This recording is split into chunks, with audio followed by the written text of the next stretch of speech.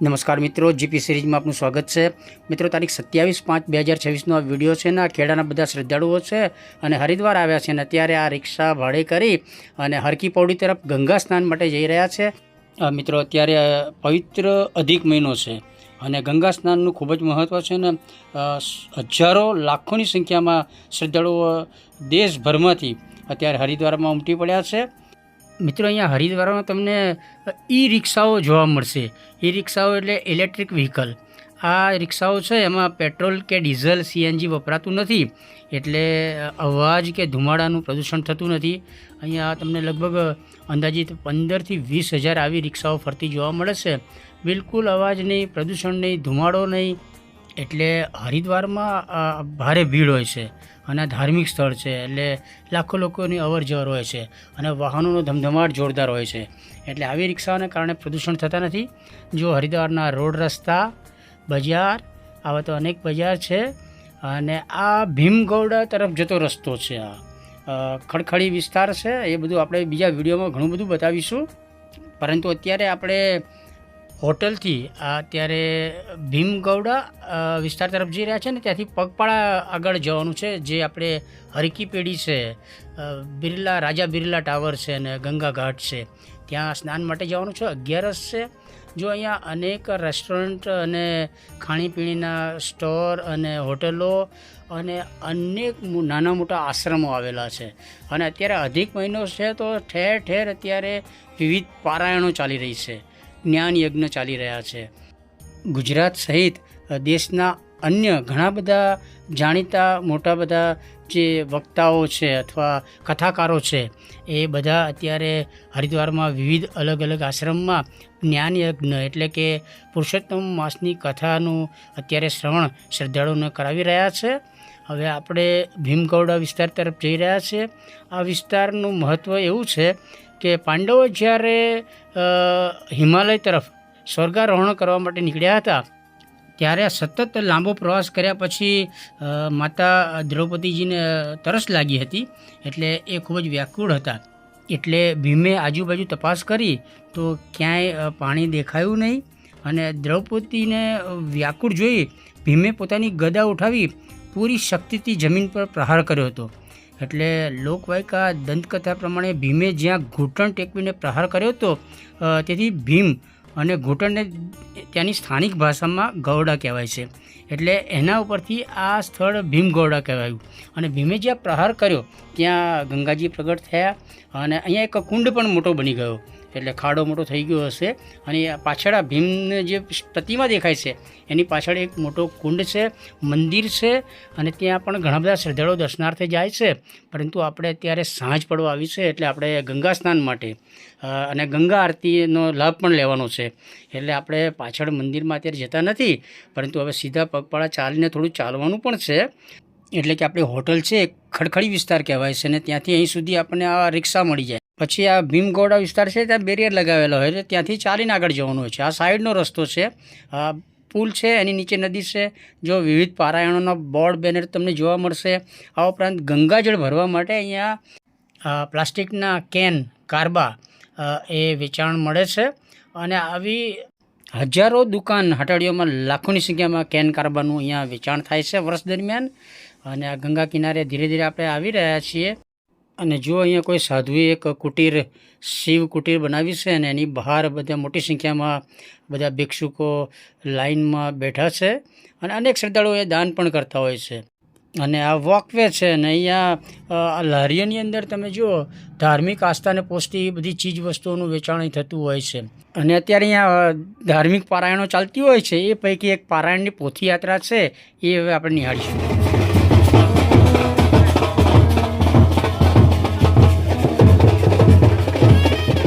આપણે અગાઉ જણાવ્યું તે પ્રમાણે હરિદ્વારમાં આવેલા સેંકડો આશ્રમોની અંદર અત્યારે વિવિધ પ્રાંતના કથાકારો, વક્તાઓ અત્યારે અધિક માસ પુરુષોત્તમ માસની પારાયણ એટલે જ્ઞાનકથા એનો આયોજનો એમના દ્વારા થયા છે. એવા અનેક વિવિધ કથાકારોના બોર્ડ બેનરો આખા હરિદ્વારમાં તમને જોવા મળશે ને ઠેર ઠેર એવા પ્રવેશ દ્વારો ને માંડવા ને એવું જોવા મળશે. જો ગંગાજળ ભરવા કેનનો વેપાર કેવો થાય છે તમે જોઈ શકો છો. હવે આપણે ગંગા કિનારે ધીરે ધીરે હરકી પેઢી તરફ જઈ રહ્યા છે. આ જે પ્રવાહ છે એવા અનેક ગંગાના પ્રવાહ ફાંટા જે છે વિવિધ આશ્રમ ઉપર થઈને પસાર થતા હોય છે. એટલે બધા કરોડોની સંખ્યામાં શ્રદ્ધાળુઓ આવે તો બધા સરસ શાંતિથી ગંગા સ્નાન કરી શકે એવું સરસ વાતાવરણ હરિદ્વારમાં છે. અને આવી તો અનેક હાટડીઓ છે જે ધાર્મિક આસ્થાને પોષે એવી ચીજ વસ્તુઓનું વેચાણ કરતા હોય છે. આવી ભવ્યથી ભવ્ય હોટલો પણ અત્યારે નિર્માણ થયેલા જ છે. એટલે લાખો કરોડોની સંખ્યામાં શ્રદ્ધાળુઓ આવે તો કોઈ તકલીફ ના પડે. ચિરાગભાઈ આપણી સાથે આવ્યા છે, એમનો પરિવાર છે અને આપણે ધીરે ધીરે ગંગા કિનારે ચાલી રહ્યા છીએ. જો અહીંયા ડમરૂનું વેચાણ થાય છે અને આપણે રાવજી કાકા આવ્યા છે તો રાવજી કાકા ડમરૂ વગાડી રહ્યા છે.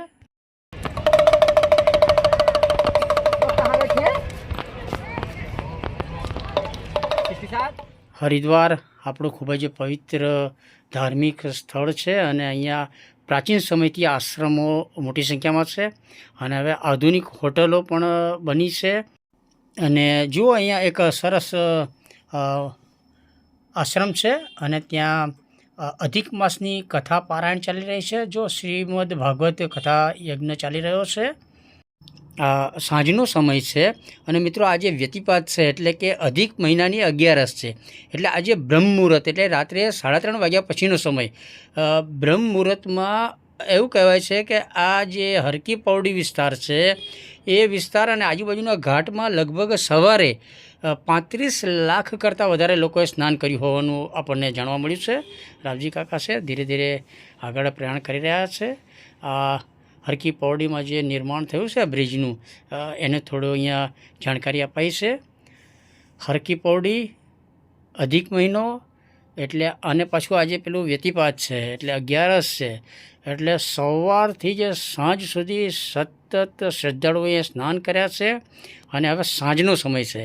એટલે અગાઉ મેં જણાવ્યું તે પ્રમાણે સવારે પરોઢિયે 3:30 વાગ્યા પછી બ્રહ્મ મુહૂર્તથી લઈને અત્યાર સુધી લાખો લોકોએ ગંગા સ્નાન કર્યું છે અને અત્યારે સાંજનો સમય છે. હજુ પણ બધા સ્નાન કરી રહ્યા છે. હજુ ગંગા આરતીનો લગભગ 2-3 કલાકનો સમય બાકી છે. ત્યાં સુધીમાં લાખો લોકો સ્નાન કરશે. પછી ગંગા કિનારે જે આ ઘાટ છે ત્યાં બધા બેસશે અને ગંગા આરતીનો લાભ લેશે.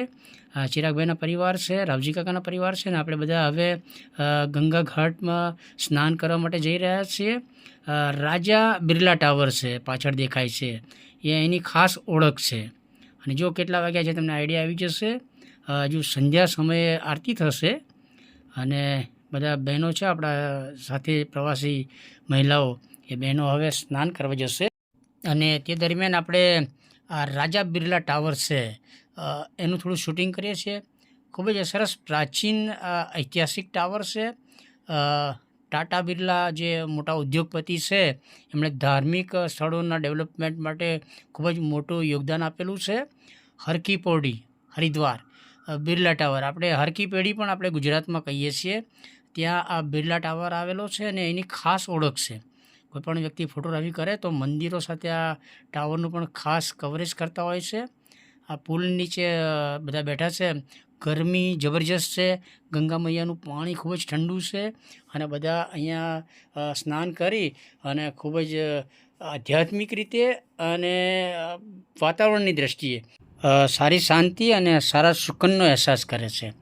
આ ધનુષ્ય બાણ બ્રિજ છે અને રાત્રે હમણાં વિવિધ કલરના રોશનીના શેડથી એ ઝળહળતો થશે. અને ગંગા આરતી દરમિયાન અને એ પછી પણ ગંગા મૈયામાં તરતા જ દીવડા જે મૂકતા હોય છે બધાએ શ્રદ્ધાળુઓ એના માટે અહીંયા તૈયારી થઈ રહી છે અને આ વેચાણ અહીંયા મળે છે. સરસ ફૂલથી સજાવટ કરી અને દીપક તૈયાર કરાયા છે. અધિક મહિનો છે અને ખાસ દિવસ છે. 11 છે અને અત્યારે તમે જોઈ રહ્યા છો સ્નાન કરી રહ્યા છે અને નિર્મળ પાણી અત્યારે ગંગા મૈયાનું વહી રહ્યું છે. અહીંયા ગંગા આરતી થાય છે. અહીંયા સરસ મંદિરો, ગંગા માતાજીનું મંદિર છે, ભોલે બાબાનું મંદિર છે અને અનેક દેવી દેવતાઓનું મંદિર છે. ગંગા ઘાટ છે અને ઘાટ ઉપર અનેક આશ્રમો છે. વોચ ટાવર છે, પ્રશાસન દ્વારા વોચ રાખવા માટેનો એક ટાવર છે. અને આ આપણો ઐતિહાસિક રાજા બિરલા ટાવર છે. પહેલાંના જમાનામાં શરૂઆતમાં સાધુ સંતો જ્યારે કોઈ પણ પોતાના ભક્તોના આશીર્વાદ આપે તો એને ટાટા બિરલા જૈસા તુમ્હારા બેટા હો એવા આશીર્વાદ આપતા હતા. એનો મતલબ એવો કે ટાટા બિરલા જેવા દાનવીર બને અને ખૂબ જ સુખી સમૃદ્ધ બને એવા આશીર્વાદ ત્યારે વડીલો અને સાધુ સંતો આપતા હતા. પાછળ જે દેખાય છે એ બધી જગ્યાએ ગંગા આરતી થશે અને હજુ પણ તમે જુઓ લાખોની સંખ્યામાં બધા શ્રદ્ધાળુઓ ગંગા સ્નાન કરી રહ્યા છે. અને ટાવર અહીંની ઓળખ અગાઉ જણાવ્યું તે પ્રમાણે. અને અહીંયા તમે જો હજુ ગંગા મૈયામાં આસ્થાની ડૂબકી મારી રહ્યા છે બધાએ. સૂર્યાસ્ત થઈ રહ્યો છે, સંધ્યા સમયે ગંગા આરતી થશે. એ પૂર્વે લાખોની સંખ્યામાં અત્યારે લોકો સ્નાન કરી રહ્યા છે. અને હજુ આજે સૂર્યાસ્ત થઈ જાય તે પછી સંધ્યા સમયે આરતી થશે. તે પૂર્વે ગંગા માતાનું મહત્ત્વ પણ અહીંયા સમજાવવામાં આવે છે. હર હર ભોલેનો નાદ પણ ગગનચુંબી નાદ અહીંયા ગજવવામાં આવે છે.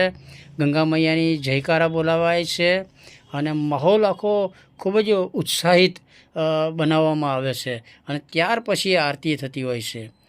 હવે આપણે આ જે ટાવર છે એની પાછળની સાઈડ જે ઘાટ છે અને ગંગા મૈયાનો પ્રવાહ છે ત્યાં ખેડાના આપણા બહેનો બધા મહિલાઓ બધા સ્નાન કરવા જવાના છે એટલે આપણે એનું શૂટિંગ કરીશું. પરંતુ આ ટાવર ખૂબ જ તમે જો ગોલ્ડન કલરથી આમ મેટાલિક કલર છે અને ખૂબ જ સંધ્યા સમયનો સૂર્યપ્રકાશ એની પર પડે છે તો સરસ ઝળહળી રહ્યો છે ટાવર. અહીંયા કોઈ બધા જો રાજસ્થાનના પરિવાર છે ને કોઈ વિધિ કરી રહ્યા છે. રાજસ્થાન, પંજાબ, હરિયાણા અને ગુજરાતના મોટી સંખ્યામાં બધા શ્રદ્ધાળુઓ અત્યારે દેખાઈ રહ્યા છે. અને ટાવર સરસ કલાત્મક બનાવાયો છે. આપણે વારંવાર જ્યારે નજીક જઈએ છીએ તો એનું શૂટ કરીએ છીએ. રાવજી કાકા છે અહીંયા જો પ્લાસ્ટિક 10 રૂપિયાનું મળે છે એ પાથરીને બધા થેલા, બધા બહેનોના બેગને થેલા લઈ અને રાવજી કાકા અહીં બેઠા છે સાચવવા. અને યુવા પેઢી આપણા બધા યંગ મિત્રો બધા ફરવા આ બાજુ નીકળ્યા છે. એનો વિડીયો આપણે એક બીજો શેર કરીશું જે આપણે આ ચોપાટી જેવું છે, આ મેદાન જેવું ગંગા ઘાટ, એ વિડીયો પછી શેર કરીશું. હવે તમે જો ચિરાગભાઈના ફેમિલી છે, એમના ભણાભાઈ છે અને આપણા પરિવાર બધા અત્યારે સ્નાન કરી રહ્યા છે. ખૂબ જ વેગવંતો પ્રવાહ છે એટલે પેલા આગળ જાળી જેવું લગાવાયું છે અને પકડીને નહાવાનું હોય છે અને એ સાથે સાંકળ પણ રાખવામાં આવી છે. જો આસ્થાની ડૂબકી અત્યારે બધા લગાવી રહ્યા છે અને ખૂબ જ ઠંડુ પાણી છે.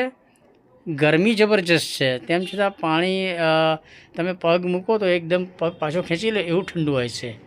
પરંતુ એકવાર તમે ડૂબકી લગાવી દો ગંગા મૈયામાં તો પછી તમને ઠંડી એવું લાગતું નથી. જોકે સંધ્યા સમય છે, જો બધા સ્નાન કર્યા પછી જળ અર્પણ કરે છે એટલે પૂર્વજોને પણ જળ અર્પણ કરી શકાય અને સૂર્ય દેવતાને પણ જળ અર્પણ કરી શકાય. આપણા ખેડાના ચિરાગભાઈના અને આપણા પરિવાર બધા અત્યારે સ્નાન કરી રહ્યા છે એટલે થોડી યાદગાર વિડીયો એમનું શૂટ કર્યું છે. અને પાછળ ધસમસતો પ્રવાહ છે ગંગા મૈયાનો. સાંજ છે, સૂર્ય પ્રકાશ દેખાય છે પણ એ આથમતા સૂર્યનું અજવાળું છે.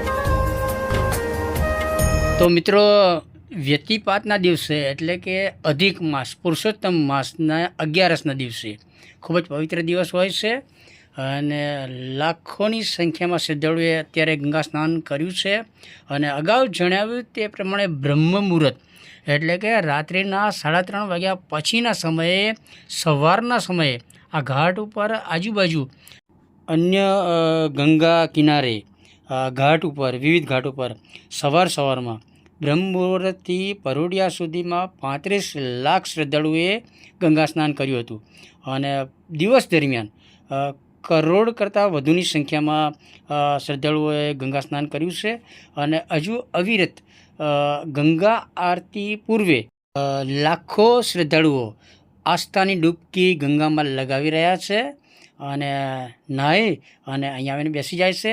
પ્રશાસન દ્વારા અહીંયા પાથરણા પાથરવામાં આવે છે. અહીંયા બધા સ્વયંસેવકો હોય છે એ બધા ફરીને વ્યવસ્થા કરતા હોય છે અને ગંગા મૈયાના જયકારા સાથે પવિત્ર માહોલનું વાતાવરણ સર્જાય છે.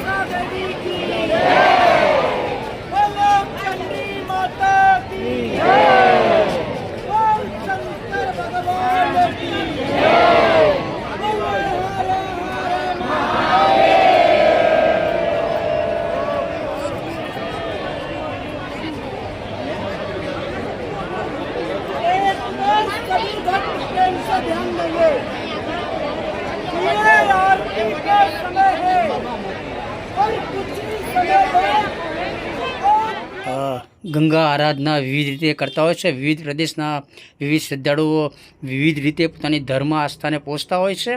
અહીંયા આ રીતે દીપક પ્રગટાવી અને માતાજીની આરતી કરી અને પછી દીપક અહીંયા રાખી દેતા હોય છે, એટલે બધા અહીંયા આરતી લઈ શકે.